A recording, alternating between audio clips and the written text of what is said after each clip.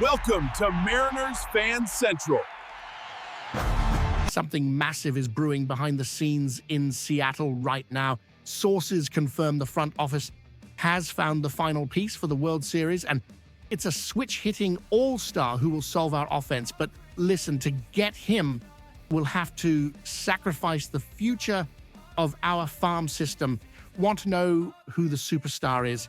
Subscribe now and hit the bell, because we're revealing the name that's about to shake up the MLB.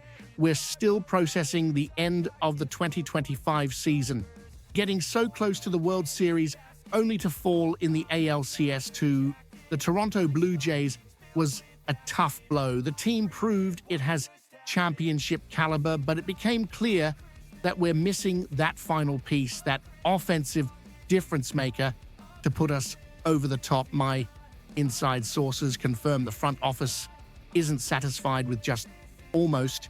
The mandate this offseason is calculated aggression, and the main focus of internal discussions right now is second base.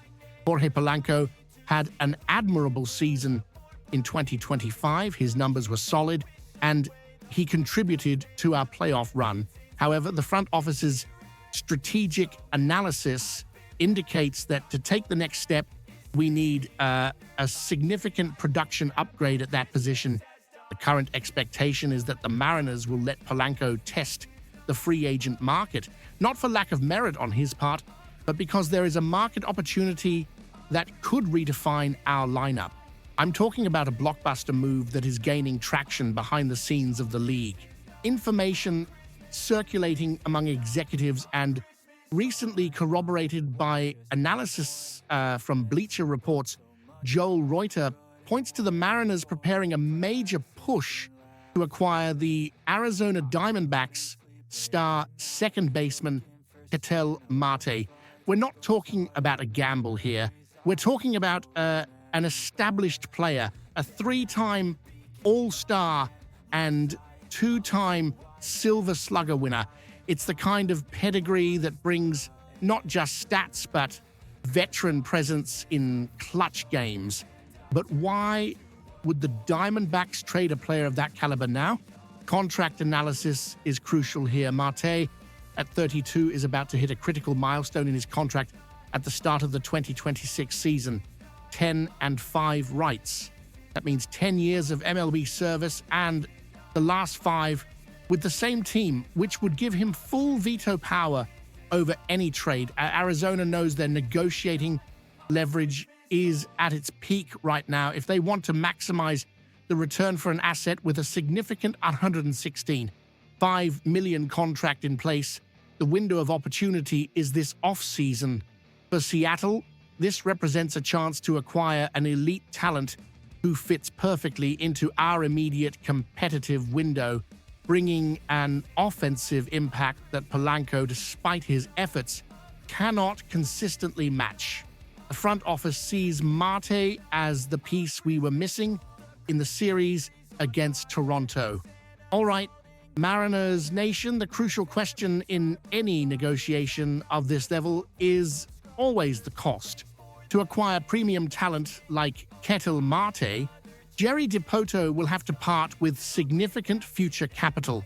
The proposal being discussed in league corridors, and one that makes strategic sense for both sides, would involve the Mariners sending a package of 3 highly touted prospects to Arizona: right-handed pitcher Logan Evans, second baseman Michael Arroyo, and perhaps the most painful piece to lose, the shortstop phenomenon Felnin Celestin. This is a classic win now versus future trade. We're talking about emptying a considerable portion of the top of our farm system, which was meticulously built over the last few years. Celestin in particular is viewed by many scouts as a potential future superstar.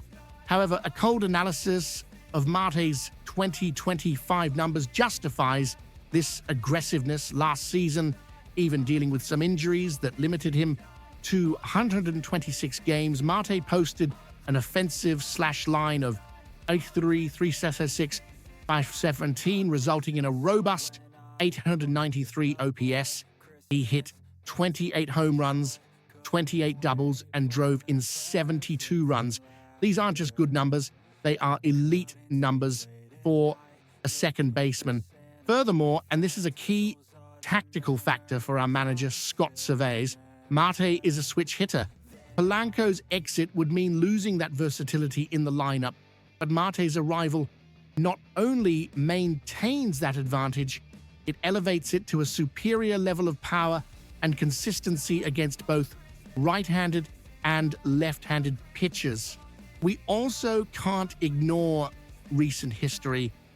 Seattle and Arizona have already demonstrated the ability to close complex deals, as we saw with the acquisition of Josh Naylor at the last trade deadline. There's an open channel of communication and mutual trust between the front offices that facilitates this kind of blockbuster. The Mariners have the deep farm system necessary to make this offer without completely destroying the future, something few teams in the league can match right now.